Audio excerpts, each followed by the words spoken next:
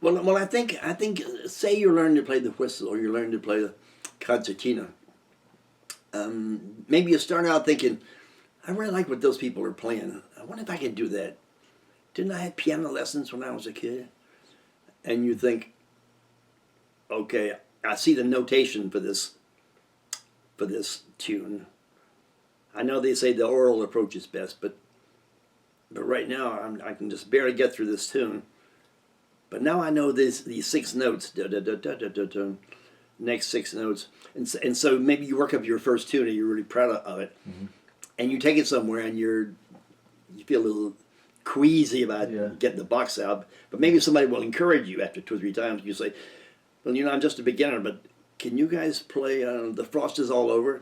And they'll say, "He's gonna learn to, she's gonna learn to," and so you get through it, and you think, God Almighty, I got through it without making any mistakes that I heard. And everybody else is playing at your reduced speed, like a third the normal, the normal tempo. Yeah. And you're kind of glowing inside. You're being accepted by your group, whereas they didn't know your name before.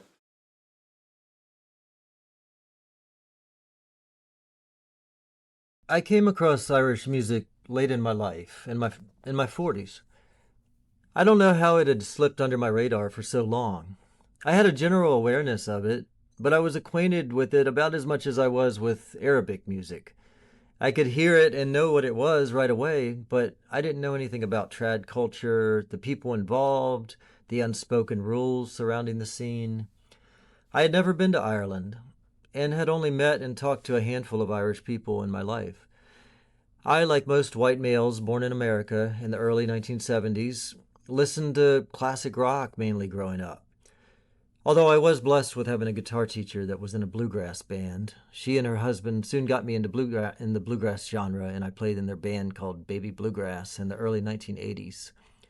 Later in high school, I got into jazz and classical, and but Irish music was always far in the distance from me, not delved into. I didn't experience it until about 7 years ago. So currently, I'm taking a course on ethnomusicology, and that prompted me to make this video because this is my final project for the class. I live just outside of Charlottesville, and I noticed for years that Blue Ridge Irish Music School in Charlottesville was very active. A lot of kids were involved. I even got my kids to try a few lessons there. It didn't really work out, but there I was aware of Brems for a long time.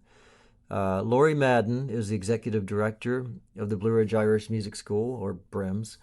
She's been teaching Irish dance in the Central Virginia region since 2001, and she served as director and head of BREMS since 2003.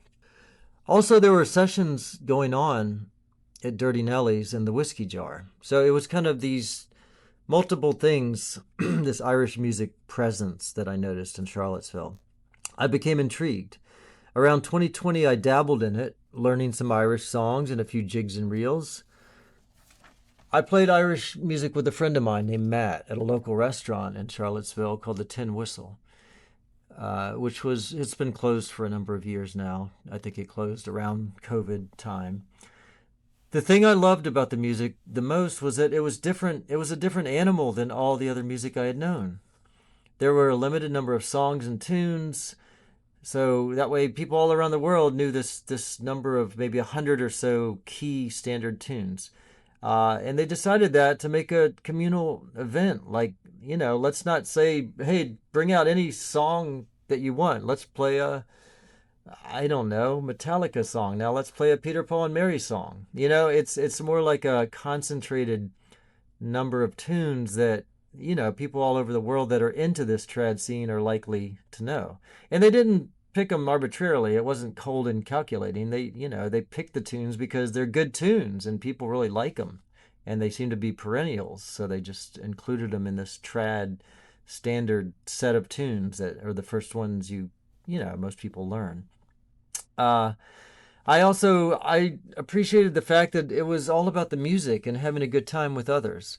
It was far away from the typical American concept of having a big star and having the audience just pay and sit and listen or buy a produced and marketed CD. Irish music seem to be living and breathing, part of a culture, and part of a history that a lot of Americans still wish they hung on to. People in the West are mainly just big amalgamated mush, like walking barcodes, who are supposed to just watch the latest movie or the latest TV show amoral Hollywood just put out, or hear the latest AI sounding pop song from some young rich teenager singing about their boyfriend or girlfriend. Irish music seems to stand stalwartly against that. It puts community and tradition ahead of profits and vacuity. So my main goal in this project is to show what Irish sessions are like and to describe their draw. In other words, why do people all over the world gather in Irish pubs and people's houses and play a set of standard tunes that are known everywhere, and they all originated in Ireland? I did this mainly through the lens of Charlottesville. I have interviewed Kevin Donlevy, Dave Reynolds, Alex Caton, and Peter Evans, all Charlottesville Irish musicians, on what the music means to them. So this is Dave Reynolds on how he found community in Irish music sessions, moving from Chicago to Charlottesville. Well, that's the thing about it. I mean, the tunes are basically the same no matter where you are. Yeah. I moved here from Charlottesville to Chicago. It was great, or from Chicago to Charlottesville. Yeah. And I mean, it was kind of a nice transition because I was able to meet people. Yeah. Because even though I play banjo now and I was new to the banjo, I know what the tunes are. Yeah. And so you're able to kind of slide into that group of people, and it's kind of a nice way to do it. Yeah. And I mean, I did that to Charlottesville. You could do the same thing moving from Chicago to Indianapolis, Right. or New York, of course. Yeah. So everyone's learning the same tunes in the beginning, at least. Right.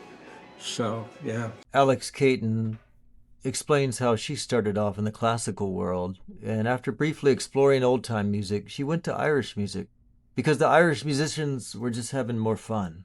Old-time music was so different for me, and it was hard to shed classical playing. Right. And then Irish music was this, it sounded right in my head, I could hear it better, it was closer to what I had known. Right. And so someone gave me a CD to listen to, and I was like, oh wait, I can actually pick that up instead of reading the music. It was really cool. Yeah. And then it was going to a session. I was like, this is so much more fun. So a little bit of history. A good starting point for examining Irish session music seems to be the 1950s. That's when the Céilí bands in the big venues decreased in popularity and musicians started gathering and playing in pubs more. Also, the organization Cultus Ceoltaire Éireann was formed in the 1950s, and that organization has continued to push individuals joining groups to play Irish music all over the world since its inception until now. In the 1960s, Irish music moved from the dance halls and private houses to commercial venues like the Abbey Theatre and the Gaiety Theatre. The Clancy brothers and Tommy Makem were popular all over the world, as were the Dubliners, Sweeney's Men, who introduced the bouzouki to Irish music, and also a band called the Irish Rovers. In the 1970s, it was a golden era when the folk revival in Ireland was in full swing. Bands such as Dedanan, Planxty, and the Bothy Band became famous and played in big venues. The 1980s featured a continuing folk revival in the U.S., which really got going in the 1960s and continued through the 70s, although not necessarily mainstream. In Ireland in 1980, Cultus introduced the TTCT, a national diploma for teaching traditional music in community settings. On the commercial scene, you had bands, solo singers such as Christy Moore, Alton, Mary Black, and the Pogues. The Pogues fusing high-energy rock into their music. And also, maintaining traditional music, too, on their albums.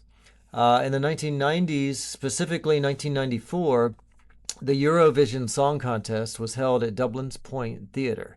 The performance by Bill Whelan, featuring dancers Michael Flatley and Jean Butler, and the vocal ensemble Anuna, I think I'm pronouncing that right, Anuna, Anuna, made traditional Irish dance and music truly a global theatrical phenomenon. Soon after, Riverdance was performed in New York City and was a huge success. The 2000s featured polished vocal acts such as the High Kings and many acoustic acts like Damien Rice, who had indie singer-songwriter sensibilities. Shane Nose singing had also come back in popularity going into the 2010s. Singers such as Sinead O'Connor and Erla O. Leonard lead the revival of Sean Nose singing. And this is Dave Reynolds talking a little bit about the 1980s folk revival, at least in the United States. In the 80s, believe it or not, most people don't know it, but there was really actually a resurgence of folk music in the 80s. In fact, we joke around, we call it the folk scare of the 80s, because there was some rejuvenation of it. There were people in their late teens, 20s, 30s who were starting to pick up, the banjo, guitar, mandolin, stuff like that. And here's Dave again talking about Riverdance in the 1990s. One of the big boosts to Irish music, and this is the opposite, really. Yeah. Talk about package with Riverdance. Oh, yeah. When Riverdance came out in the 90s, Irish music just took off for a while. Yeah. And now that was, it was orchestrated. Yep. I don't think anyone believed it would ever get as big as it would. So names that kept coming up in my research were ITMA, Irish Traditional Music Archive. So I'll tell you guys a little bit about that. It's an organization that's very committed to preserving Irish music and dance. From their website, this is what they have on their website. Founded in 1987, the Irish Traditional Music Archive is home to the largest, most comprehensive collection of Irish traditional music, song, and dance in the world. At ITMA, we digitize, preserve, and offer free universal access to valuable recordings, photographs, manuscripts, and other archived materials that would otherwise be lost. In doing this, we also connect contemporary artists with archived materials in order to inspire new art, helping to build the living archive of the future. ITMA's mission is to be the national public archive and resource center for Irish traditional music, song, and dance, and a globally recognized specialist advisory agency to advance appreciation, knowledge, and the practice of Irish traditional music. So I would really recommend checking out their website. Another organization which came up a lot, and I really want to delve into this organization. It's a little more well-known than ITMA. It's, let me get the pronunciation, Cultus Kilteri Éireann, and it just means Irish Musicians Association in Irish. This is the mission statement from Cultus. Cultural traditions should be an enriching part of the lives of Irish people everywhere, particularly our young people. They should be a living, highly visible, and vibrant part of society. They should be easily accessible to all, and their unique social, cultural, and economic benefits should be fully realized by communities and individuals throughout the country and in Irish communities abroad. End quote. So Cultus has been very instrumental in spreading the Irish music session around the globe. They started in 1951 and had millions of people join their organization and learn from them. So let's listen to Kevin Dunleavy tell a little bit about the organization called Cultus. Cultus. Cultus. Like a little horse. Colt. Us. Okay, and it's got two more words with it, but most people just say cultists. Yeah. Okay. And when you translate those 3 words, it just means the Musicians Association of Okay. Ireland. Kind of generic. It All just right. has a lot of MHs and BHs and DHs. So you think what would you picture the world without cultists? Like would you see sessions going on around the world as much, or do you think they made a major impact? A major impact. And, cultists started in the 1950s, I think 1957, when a group of maybe a dozen women and men who were late middle age and older, who first, I've forgotten what individual, if there was one, got them all together, and they said, "Good God Almighty, there are no concertina players anymore, and there's only one piper in all of Ireland. And what are we going to do?" And the story goes, I don't know all the precise details, but the story goes that they were saying, "All right, we got to do something. Otherwise jazz and rock and roll are going to take over our kids, whatever." And so they started going to their particular town and saying, "Hey, Molly, could you get your accordion out and teach a few kids, your tunes, and we'll get some accordions for those kids, and it'll pay you £20." And she probably said, "Well, yeah, do you think I can?" And so they would find an old fiddler or an old flute player, and they did it really in steps, and they went from this town to this town to this town, so that at this point, I think Coldus, I forget how that was the beginning of Coldus anyway, and they weren't calling themselves Coldus at that point. They were calling themselves something like that, like Irish musicians as a title. But that's sort of spread, and somebody would say, "Well, I know this woman up in Antrim. She's my aunt. Well, I'll get in touch with her. I think she plays some of those northern tunes." And it was like that. There were, in the 1950s in Ireland, there were hardly even telephones. And some parts of Ireland, there was no electricity. Yeah. So in the beginning days, there was lots of sludging and love and hard work. Yeah. But it's very incremental. So I didn't realize that it was more reactive. It was reacting to, hey, we don't have a lot of musicians anymore. People are not doing this as much. I thought it came more from, oh, let's promote this, even though it's strong. Let's promote it even more. But it came from a place of, hey, this is kind of an emergency. We don't have many musicians left. And in fact, if we don't knock your microphone off, this is the Troller, which means a treasury of stuff. Yes. This is the big magazine that Coldus puts out 4 times a year. Okay. And one of the things that they do in every issue is to talk about older musicians who've died. Yeah. And they talk about whether the current sessions are Okay. that they sponsor. And they talk about almost every issue, I would say, and it's been going out for 20 or 30 years, talks about just what you and I were precisely talking about, the beginning of Coldus. And if you pick up any magazine, it's going to tell you that same story about how they started. So next we have Dave Reynolds talking about cultists. The idea behind it was to, enhance, the music and playing it. It's almost like what they did with, the Irish language itself. It existed in small areas, in the west of Ireland. Right. And there's, I don't know, probably more people speaking it now, Yeah. than in a long time. But, so and that was around, I think, 2006 that I really, just kind of jumped into it. There was a local music club, Irish music club, that was part of Cultus Culteria Éireann, which is a huge international Irish organization. And so I played, I got better with guitar, and so that's mainly what I was doing. So I quickly learned that Cultus is hugely responsible for the spread of the learning of Irish music all over the globe.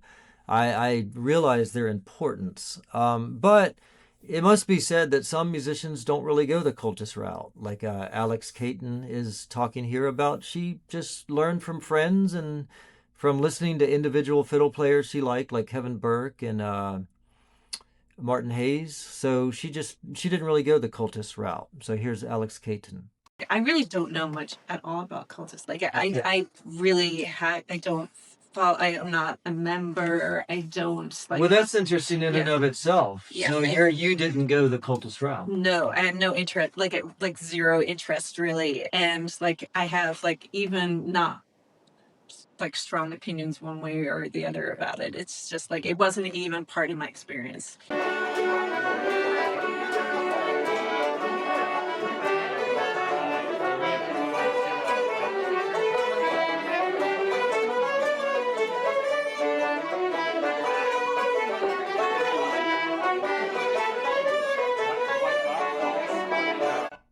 So there are two great books on kind of Irish sessions.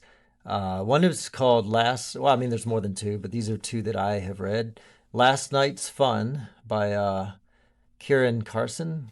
And the other one is In Search of the Crack by Colin Irwin. Crack just basically means fun in Irish. So let me read a little bit from these books to paint a picture here. So this is from In Search of the Crack, page 154. There seems to be a musical power struggle going on between the old hand on the accordion and the brilliant young fiddle player. The accordionist is initiating most of the tunes, and most of the others look to him for their lead. But Yvonne's growing fervor threatens to steal the show. Never let it be said that a great session is about musical analysis, conflict, and body language. When you talk of a great crack, you don't mean music alone. You're talking complete social occasion, people, conversation, drinks, and this occasion is very social. Another quote I thought was very interesting in the book. This is a time when he was in a pub in Doolin, now much more touristy than he remembered. And he laments the modern crowd at the session, and reminisces about the good old days when people paid attention to the music. So here's another passage in Irwin's book. Even those in close proximity find it harder to hear as the Guinness sinks even faster and the chatter grows more raucous. That's a shame, because the music, supplied by some of Clare's finest young musicians, the Cayley Bandits, is top quality. A dedicated group stand at the bar in front of them, getting into it, swapping banter and roaring them on. But it's a battle of wills against the din of the rest of the bar. It's a conundrum, all right. The popularity of Doolin and O'Connor's is largely built on music, the very same music you can barely hear now because all the noise of the people who've come to hear it. The music now seems to be treated as a glorified jukebox in the corner. It's a far cry from the days when the Russells would sit in the bar, chatting and playing, and the whole pub would be gripped listening to them. So you can kind of get a feel that it's a nostalgic type book. It kind of parallels what a lot of people find great about Irish music. It harkens to a long lost past that never is coming back, but we can try to revive it as best we can to feel the feelings back when times were a little bit simpler. So here's another passage from that book. They talk about the crack, that undefinable definition of Ireland's collective passion and capacity for a good time. Whatever else you say about the Irish, they know how to enjoy themselves, and they do entertainment like nobody else. Scholars poo-poo the term crack, as a Johnny-come-lately phrase that historically has no reference in the country's culture. But try telling that to the Irish Tourist Board. So that was from page 11 in that book. So let me read a little bit from the other book, Kieran Carson's book, Last Night's Fun. These are about old songs that are sung over and over again at sessions all over Ireland. And he says each time they're sung new and they're fresh. So he's writing here about a singer who just finishes a song in a pub. And I'll start quoting here. He pauses for a split second, nods his head. refocuses his eyes. The audience applauds. He looks a bit bewildered, as if he had been lost for 7 years in some Celtic twilight zone, and is only just back. The world was otherwise. Each time the song is sung, our notions of it change, and we are changed by it. The words are old. They have been worn into shape by many ears and mouths, and have been contemplated often. But every time is new, because the time is new, and there is no time like now. So there are good sessions and not so great sessions. The best sessions are when you get, and everybody gets in a flow all together. That's where a good session, there's actually a pulse to it. Yeah. You'll hear that if you're at a session and you play a tune, it could be one of the standards, something everybody knows. Yeah. All of a sudden, everything kind of raises, and there's this boom, boom, boom, and it's a lot of fun when that happens, because it doesn't happen all the time. Yeah, you get in a flow. Everybody's in the same flow. Mm-hmm. Yeah. And here is Alex talking about her first session, how she was made to feel comfortable, and how she still prefers, the social aspect of friendly sessions. So were you nervous in your first session when you went to play? Or did you just go and listen in the first session? Oh, no. I remember it, totally. I put a mute on my violin because I was like, I don't want anyone to hear me. And this older gentleman was basically like, take that off. Right. He's like, we don't, who cares? Play. Yeah. The main gist of this project is, why is session music so popular around the world? It's a phenomenon that it's hard to compare it to anything else. Well, why do you like it? Why do other people? I mean, for me, it really is almost like a sport for other people or something. It's just basically a common interest that really brings people together. Mm-hmm. For me, it's always been the social aspect and the community, and you can participate as much or as little and still be included. So let's try to give a general definition of what is Irish traditional music. This is from the Pocket Guide to Irish Traditional Music by Kieran Carson. Okay, he writes, Irish traditional music accords to a definition made by the International Folk Music Festival Council in 1954. Folk music is a product of a musical tradition that has been evolved through the process of oral transmission. The factors that shape the tradition are 1. Continuity, which links the present with the past. 2. Variation, which springs from the individual or the group. 3. Selection by the community, which determines the form or forms in which the music survives. So in that description, it's kind of like, all right, let's have a general continuity, but it's open to variation and new takes on it. So it's not totally stuck, frozen in the past. All right, so Carson continues to write, There's a general feel to this music which distinguishes it from traditional music of, say, Scotland or the eastern United States. There are many differences within Irish traditional music. The music of West Cork is different from the music of Donegal. Perhaps we can see them as dialects of a language. A musician from Donegal will find it difficult to play with a musician from West Cork. He might find it equally difficult to understand the accent. And he goes on, a fiddler may be described as having a Sligo, Clare, or Donegal style. Irish music means absorbing other influences and making them feel at home. Tradition implies continuity, the creation of new music within an established framework. That framework is a musical language. In order to speak the language, one must know its grammar, its syntax, its way of saying things. This language is learned, like other languages, by listening, imitation, and by engaging in social discourse. So that's pretty heavy. That's a lot to put in your pipe and smoke. So he goes on, variation then is a principle of traditional music. The same tune is never the same tune twice. A traditional tune printed in a book is not the tune. It is a description of one of its many possible shapes. So one of the beauties of Irish traditional music is every musician makes it his or her own. It's never you're just playing it the exact same. This is from a book called Folk Music and Dances of Ireland, a comprehensive study examining the basic elements of Irish folk music and dance traditions. That's a mouthful.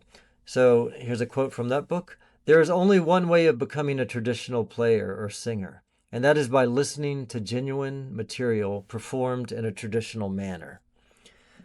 So it's very based on oral skills, listening and learning from other people already doing the craft. So coming back to cultists, some people say they're a little bit too bland and homogenized. The music doesn't respect individual differences or differences in regions of Ireland that have a different flair, a different flavor.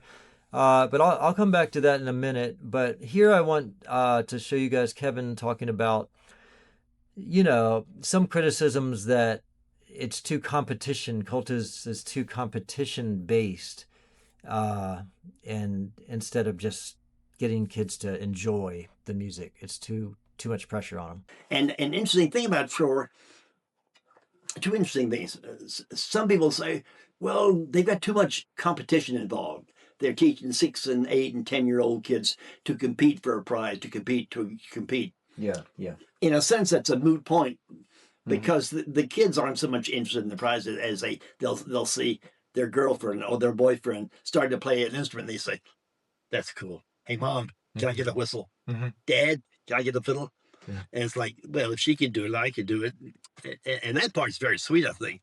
And it's turned out thousands of kids around that little tiny country who can play music at sessions. Yeah. They're good enough when they're 10 years old. They can play reels as well as their elders or people 20 years. Yeah, I'd say it's older than them. massively successful, this organization, Cultus. Oh, yeah. Would you say so? You don't think it puts too much pressure on the kids for competing, and it just puts too much stress on their lives? Like, oh, you got to do it just right. We got to put all this time into this.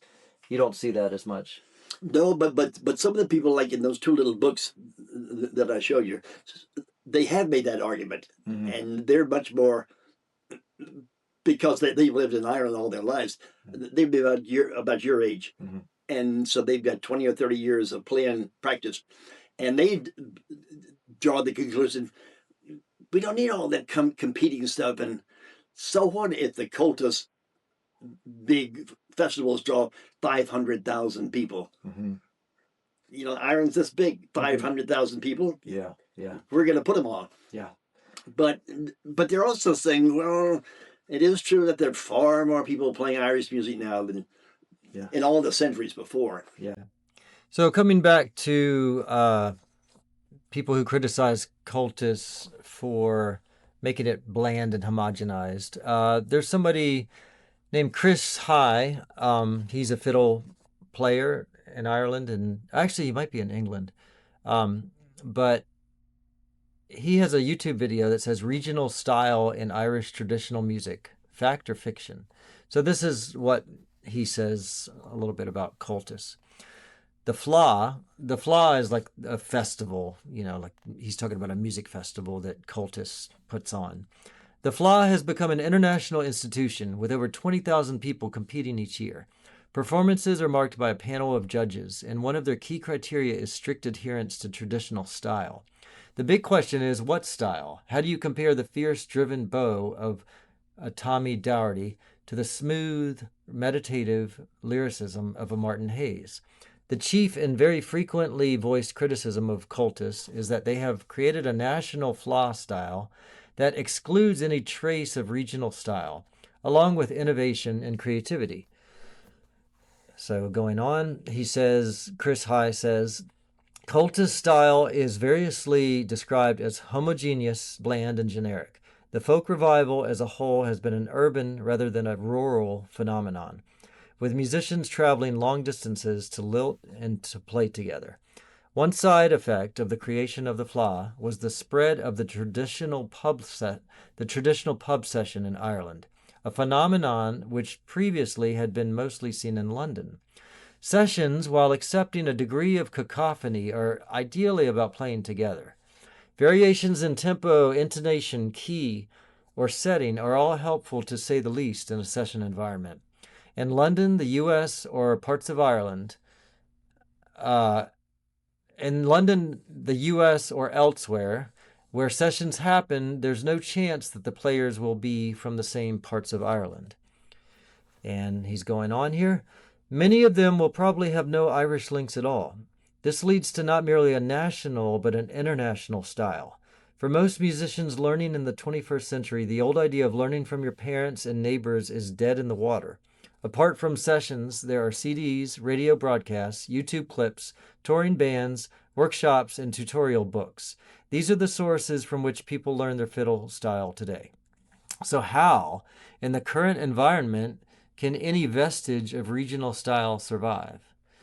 Again, that's from Chris High's video called Regional Style in Irish Traditional Music, Fact or Fiction, posted on April 24th, 2020.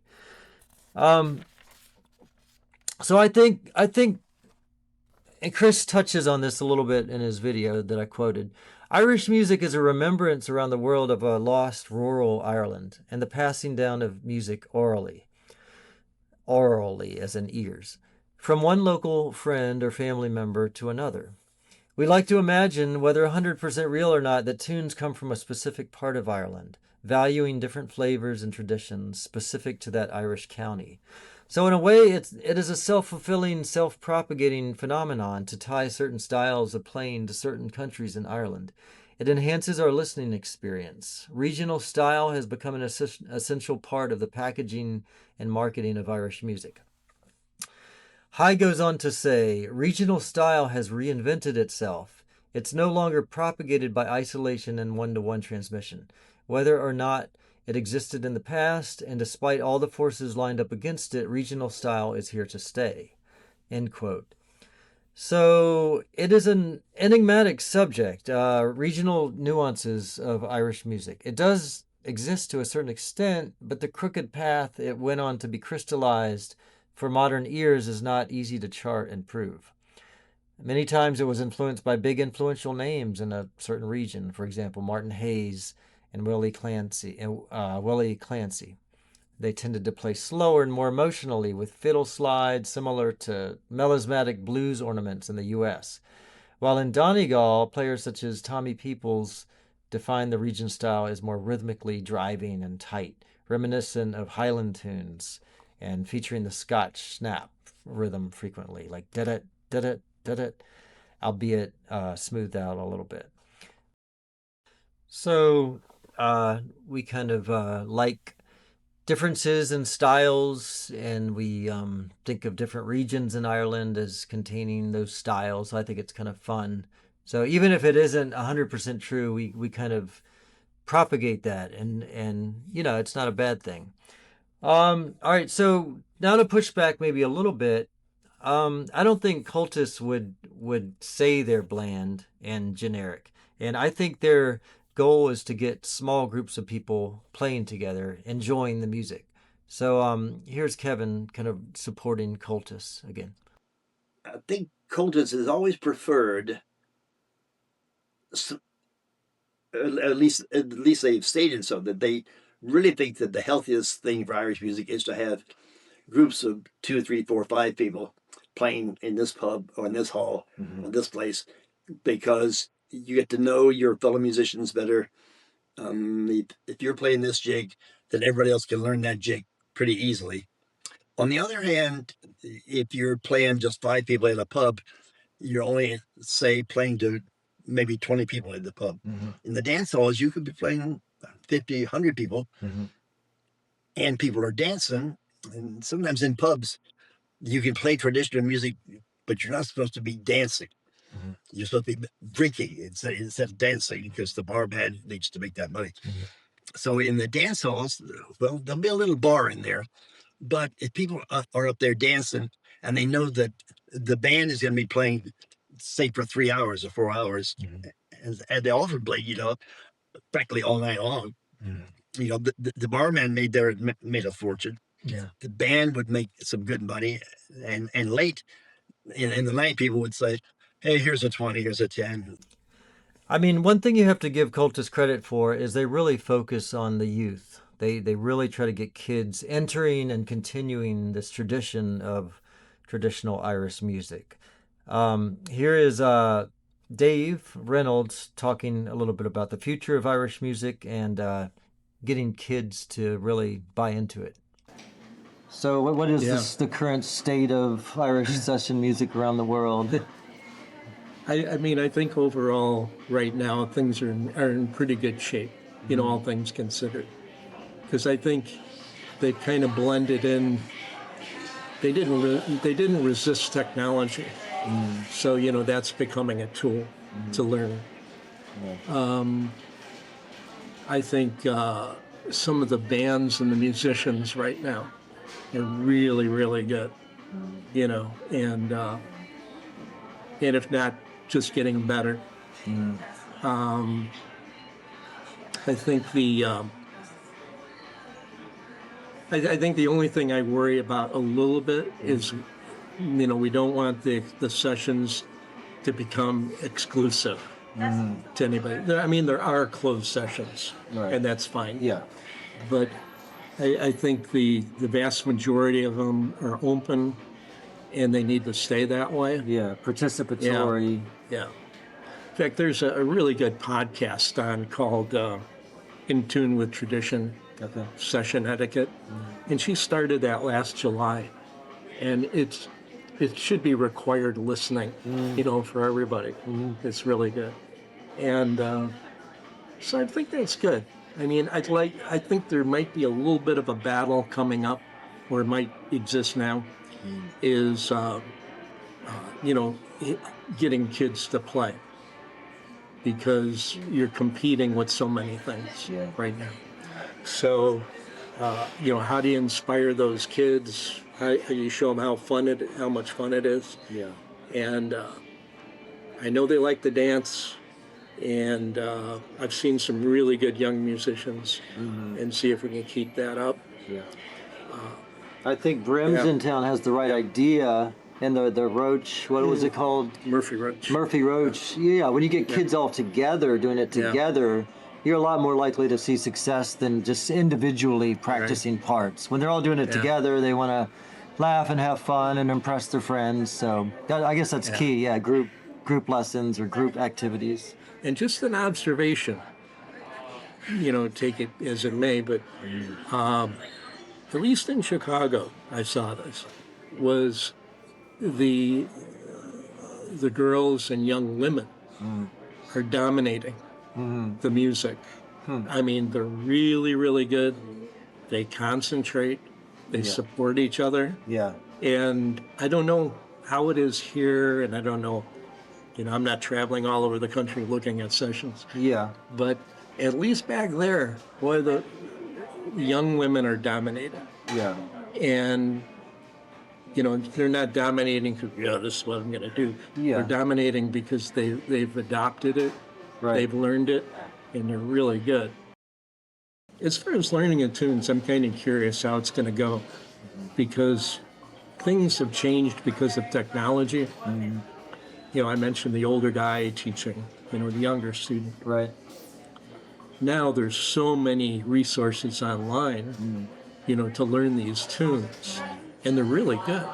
Yeah. They're really good. Yeah. So, technically it opens a lot of doors, where you can, I think it's still great to go to a teacher when you're started to get rid of all those bad habits, and even, after you learn, keep going to them. Yeah.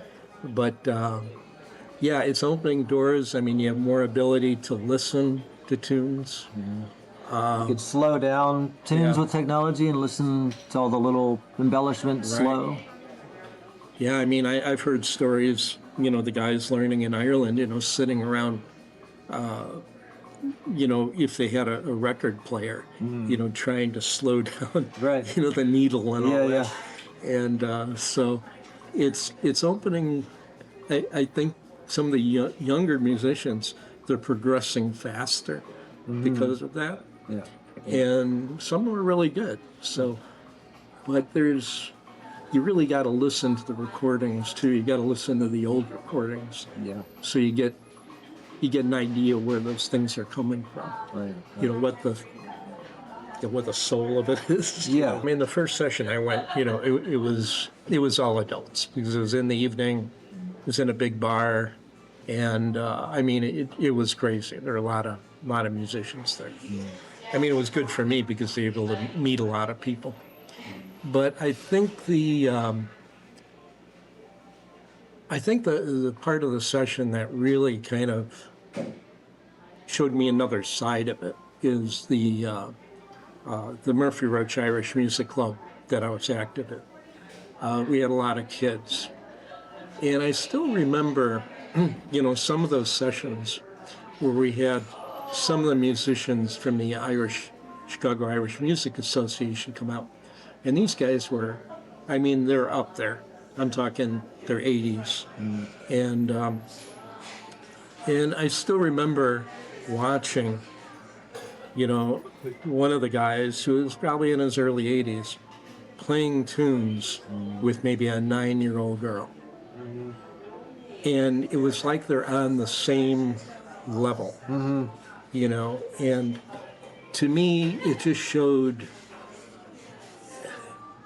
the nature of the music being, you're honoring the music, the tune.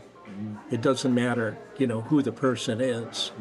Yeah. And seeing, the older man, showing that tradition to her. The kids will learn, probably up to high school. And then when they go to college, there's so many other things. Right, They right. get pulled in different directions. Right. And some of them stick to it. I saw one woman, I mean, I knew her when she was a teenager, went to college, got married, had kids. Yeah. And we didn't see her for a long time. And all of a sudden she shows up. Yeah, I was about with to a mention 5-year-old. that. Yeah, because I know in my own life, after college, Yeah. in my 20s, Yeah. I kind of did a different thing. But now that I'm older, I kind of return a lot. Like I'm playing in a bluegrass group. That's my first band I was in. Right. So you kind of return to your roots, I think, a little bit when you get older. Yeah. So you see that, and it's kind of nice. You realize some people come back. Now there are other people who, I know a few. There was a young woman I played with. She actually won the All Ireland in, I think it was the 16-18 category. And we used to go out and do some gigs and stuff like that together. And I started playing with her when she was 6. Wow.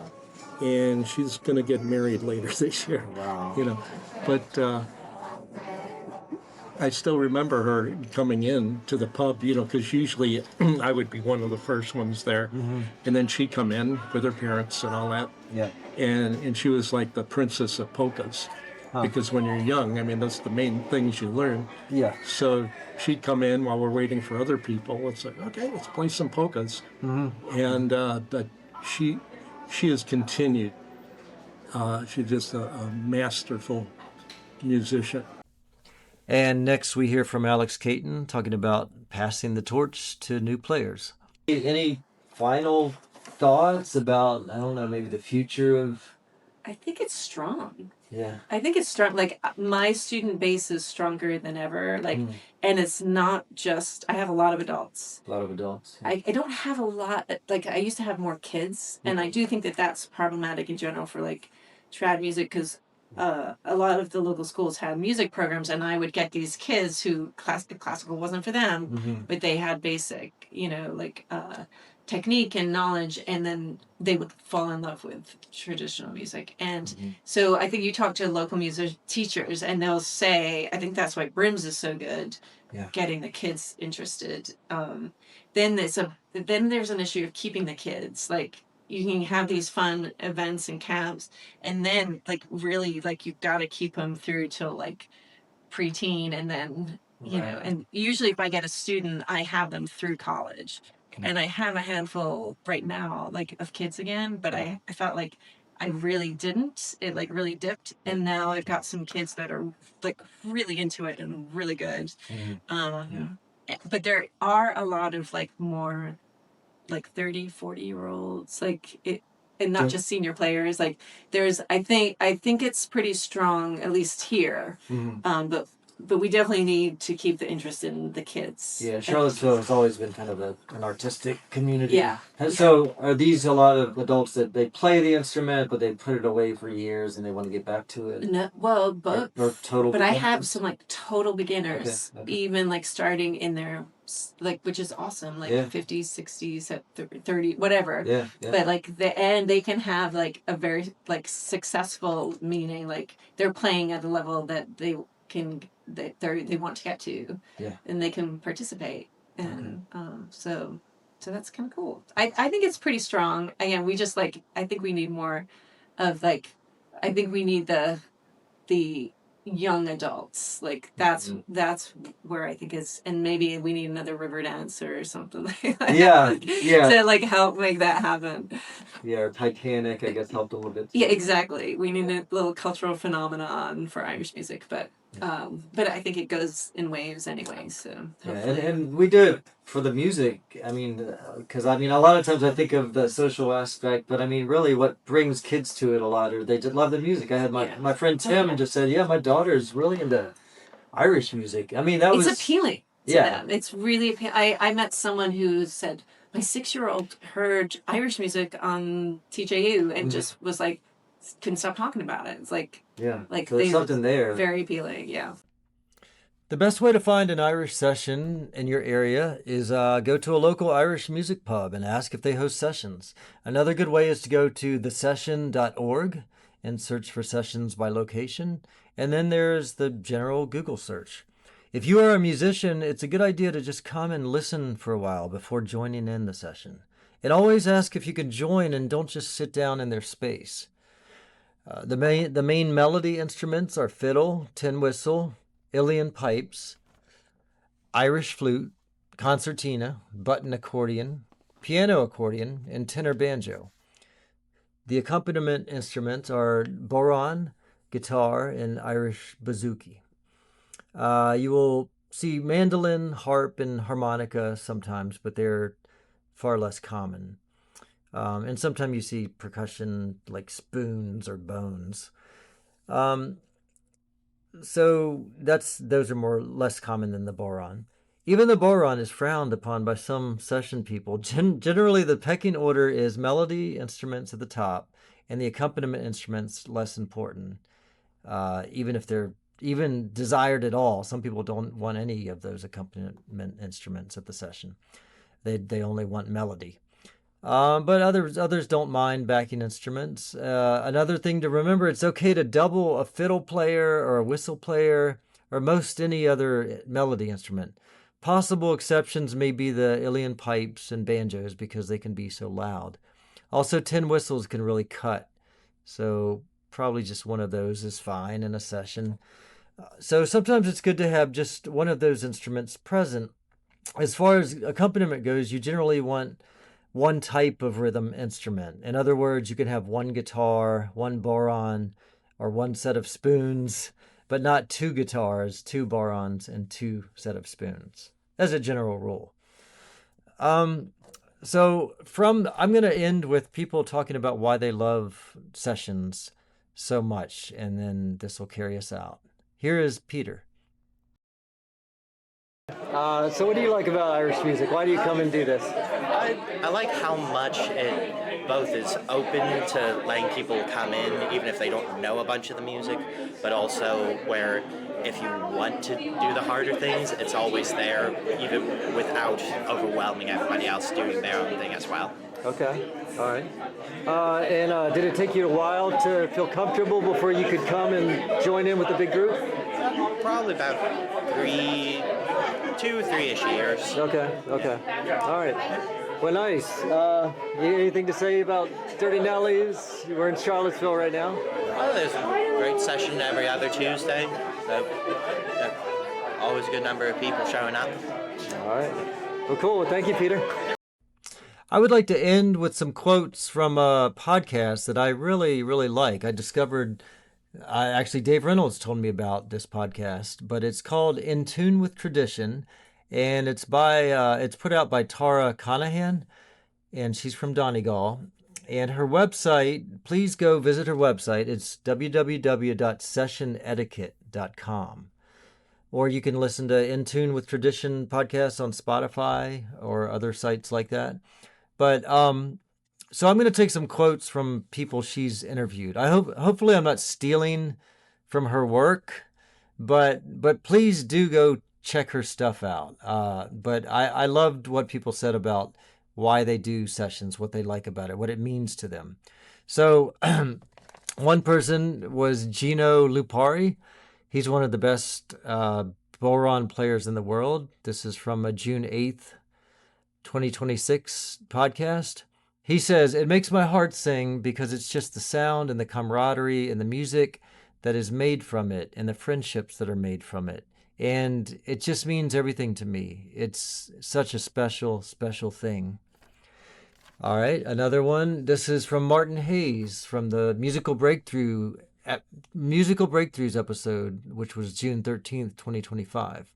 So Martin says, "Well, I know it's about the music, but for me, it's very often like a social occasion. I wouldn't like to go to a session and not know anybody and not have a conversation. That would not be a very satisfying experience for me. So it's a lot about friendship and a lot about connection and just like a social outing." And this is Kevin Crawford from the episode titled Unlocking the Magic of a Session. This was released July 21st, 2025 on Tara's podcast.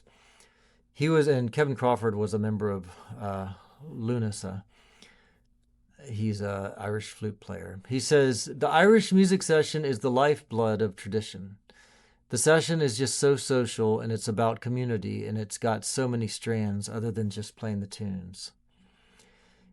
And this is from Shannon Heaton off the episode You Go for the Music, You Stay for the People. Shannon is an acclaimed American traditional Irish flute player, tin whistle player, and a singer based in Boston. This is on Tara's August 30th, 2025 episode. Shannon says, "It's a gathering, it's a social event, and it centers around music. So it's awfully handy for the shy person. There's a built-in thing to do. For the person who likes to talk a lot and command a lot of attention, it maybe focuses us on the collective thing to do. It's the great activity of the party. It's people who are mad for the music. So it also is a celebration of the music. It's about the music, but it's a social gathering about the music. It's not a concert." And a few more here. This is from Enda Scahill. He's a banjo player from Galway. This is from the October 21st, 2025 episode. He says, "Probably the most important part is that it's a great social aspect, even in Galway City. There's 80 sessions a week, and there's a fantastic collection of people. So every time I go to play, great fun, and that's the best part, which is meeting people and having a laugh and to play some music." This is from Leonard Berry from her December 27th, 2025 episode. He's one of the best uilleann pipers in Ireland. He says, "To be honest with you, I don't think I'd be the musician I am today, nor the person I am today without the session. I wouldn't have the circle of friends that I have today without the session, because really, when you're playing sessions from when you're 15 years of age with your friends and you're playing it right in your into your 20s, you're around your friends, sharing music, learning music, playing music in your formative years. Your heroes become your friends. Like, your heroes are accessible. They're in your community. They're part of your community, and they're part of the wider community. All that happens through sessions. They're hugely important in how you form your friends, the music that you learn from, your inspiration." And, okay, this is from Luke Daniels, a singer, composer, and multi-instrumentalist. This is from her March 19th episode, 2026. "It's an opportunity to connect with my playing in a way that I probably wouldn't get to do on a gig. There's kind of a lucidity and a fluidity to playing music you get in a session when you've long forgotten whether anyone is listening to you or not." and you are maybe 2 hours in, like physically 2 hours into a kind of workout, and you're in a good place. And if it's a good session, then it can sustain you. It can kind of keep you going for weeks. This is a good one. This is from the Song is Boss episode. Deidre Scanlon, a teacher at the Irish World Academy of Music and Dance at the University of Limerick. This is on Tara's June 26, 2026 episode. It's just fun. Whoever joins in participates at a level they're comfortable with. But for me personally, just a break from the banality or the normality of life into places I can escape. So yeah, you really have to think about with sessions, you're part of a team, you're part of a whole, and you get into a flow and you get lost in the whole spirit of the place and the music.